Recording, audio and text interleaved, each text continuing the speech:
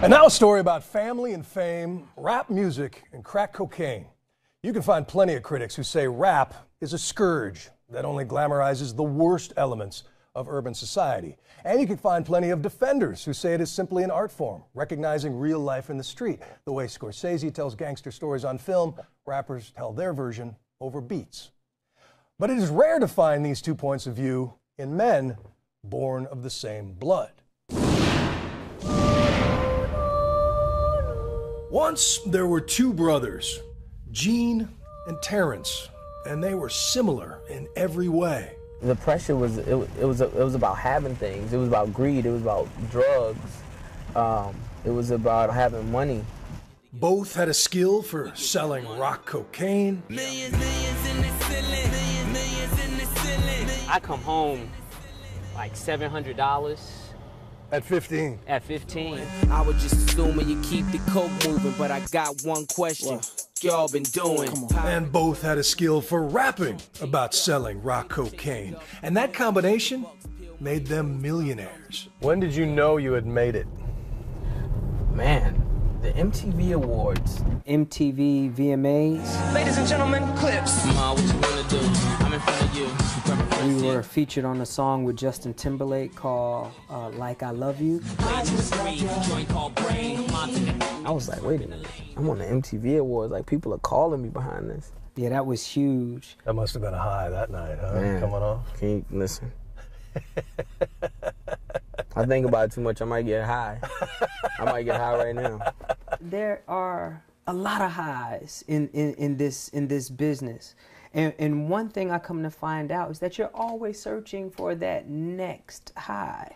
But just as they were about to explode into superstar status, one of the brothers made the stunning choice to walk away. And I came to him and I was like, man, I got these ideas, I got these beats, you know, I want you to check out. And he was like, I'm not doing another Clipse album right now. Wow. Now that was hard. That was hard.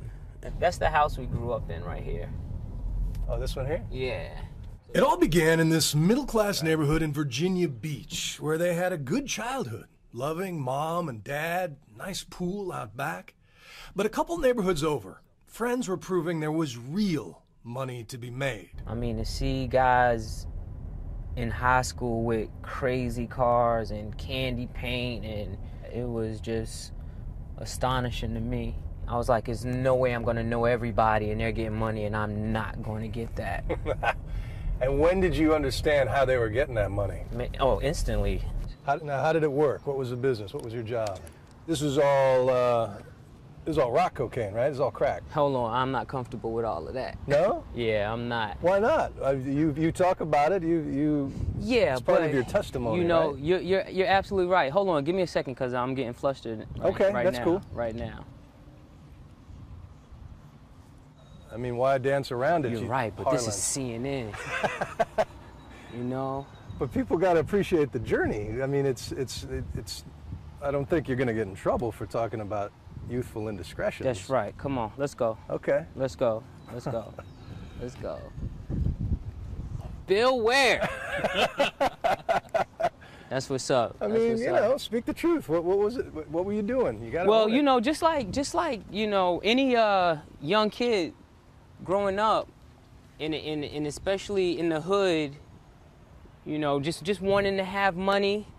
I remember serving one of my people, and the kids were asking their mom for food, and she told them that she didn't have any money, yet I knew the transaction that we had just made. She was giving their food money to you. Yeah, she was. To buy a rock or two, right? Yeah, she absolutely was. She absolutely was. And that, you understood that. I understood it. I understood it. What kept ringing in my head was, they're gonna get it from somewhere, so I might as well be the one to get it. Because if I don't do it, somebody else is gonna get that money. Did you ever get arrested? Never. Never. Never. Never. Is that luck or smarts, or both? Man, I think it has a lot to do with smarts. From ghetto to ghetto, the backyard to yard, I sell it whip on whip. It's off the hard, I'm the neighborhood pusher. Call me subwoofer, cause I pump bass like that, Jack. Gene would teach Terrence how to turn their life outside on those streets into rhymes and hooks, which eventually caught the ear of a friend named Pharrell. Come on with it. Star Trek. Gives us haters. Pharrell made the suggestion, like, yo, you know, maybe I should be a group, man. Like, that'd be dope. You don't like writing 3 whole verses anyway. You know what I'm saying? Like, you know, dude, tell my brother that. So that split the work in half. It made it faster. So Terrence became Pusha T, and Gene became Malice. And together as Clipse, they quickly became the new favorites of hip-hop Illuminati. First album, huge. And soon they were opening for all the big names. We did 50 Cent, we did the Black Eyed Peas, Jay-Z, Nelly, NERD, like... Kid on a scooter comes up to you and says, I'm a huge fan. Turns out to be Kanye West. Kanye West, you know. American dream, baby. Cash and cars and backstage girls. But for Gene, the more they got, the emptier he felt. I was Porsche, no shirt, big chain, pulling up at the light. You know, you didn't want your girl looking over at me at the light. You didn't want that. You know what I'm saying? And that's what people saw. But at the end of the day, I personally felt misery.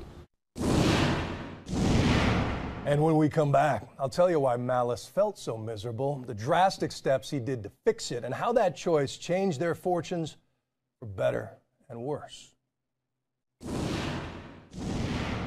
Sometimes you'll try something and you're not sure if it's good, and you're basically listening for opinions and what people think about, but not me, not with rapping. Like, if you didn't like my rap, I thought something was wrong with you.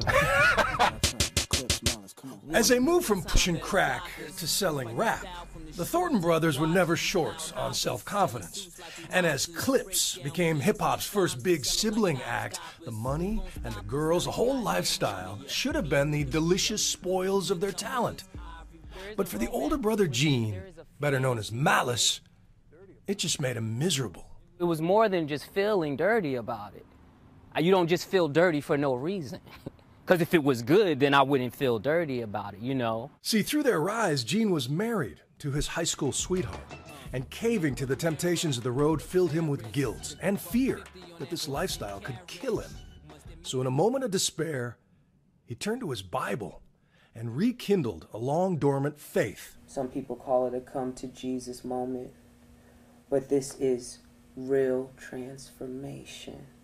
When I think about my infidelities, you know, out on the road being a married man, when I think about the heartbreak that I caused my wife, that I caused myself, when I think about her forgiveness, how the Word of God repaired us and nothing else, when I think about that, to me, it's a no-brainer.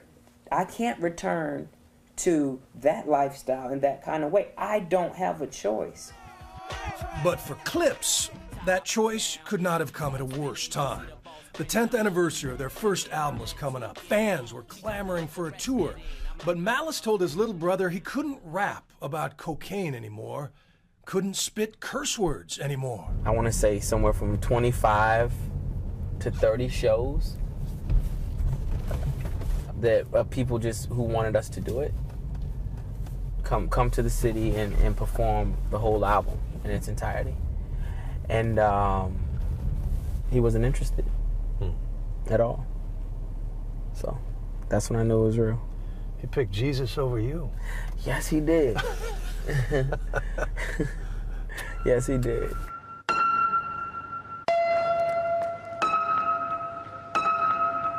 And then Yeezus, better known as Kanye West, picked him. His rap on the epic single Runaway was part of a solo career explosion, complete with all the perks. Let's go over here. Like, is this what your closet looks like? For sure. Yeah, you've got... My closet definitely looks like this. Hardcore. Still selling vintage bathing ape. Still, like, I mean, this right here is... $124. I mean, you know, that's what you're paying Somebody for. should rap about that. He has high-end fashion boutiques and a clothing line. Young enough to still sell dope, but old enough that I knows better. When they saying it's 42 for that white powder, I knows better. When he's not appearing on The Tonight Show, he's consulting for the popular urban magazine Mass Appeal. I'm an investor. I'm also, you know, I bring ideas and projects. We're working on a sneaker movie. South by Southwest, we love you. South by Southwest. Like every year we do something in South by Southwest. Yeah. There's tons of things. And I think that, you know, being a bright businessman is like, man, that's way cooler than any chain. Way cooler than any watch. Way cooler than any car. That reputation. For sure. Yeah. Being on CNN. It's way cooler. Listen to me. Let me tell you something. Being on CNN is way cooler than any watch, any chain. Tell your friends. Any car. You know? That's true. I'm from Virginia, where ain't to do but cook. But here's the uncomfortable question.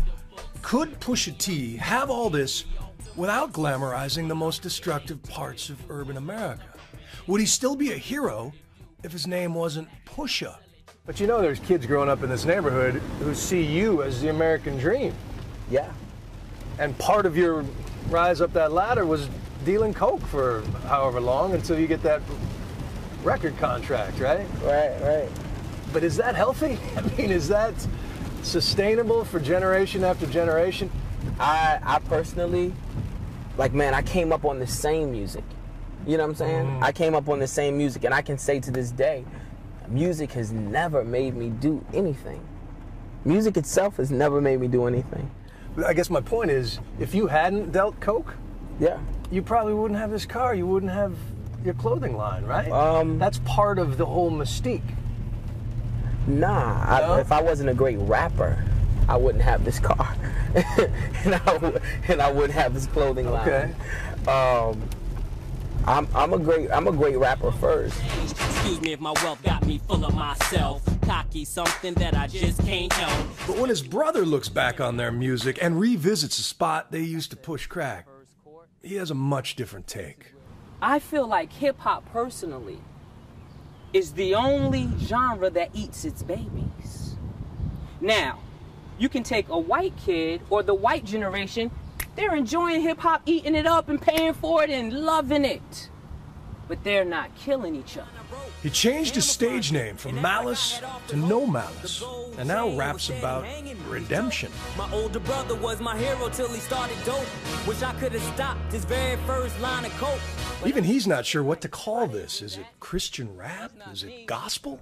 All I know is that my music that I put out, you know, it was just no cursing in it, you know. So I guess if I ain't cursing or killing somebody, no one wants to call it rap anymore. Hey, we stumbled on something right there. But no denying, the crowds and the paychecks are much smaller. There's no temptation at all to get back out there. A Clipse reunion would be massive. Brother. The money you could make and the... Brother, that money at one time was out for my life.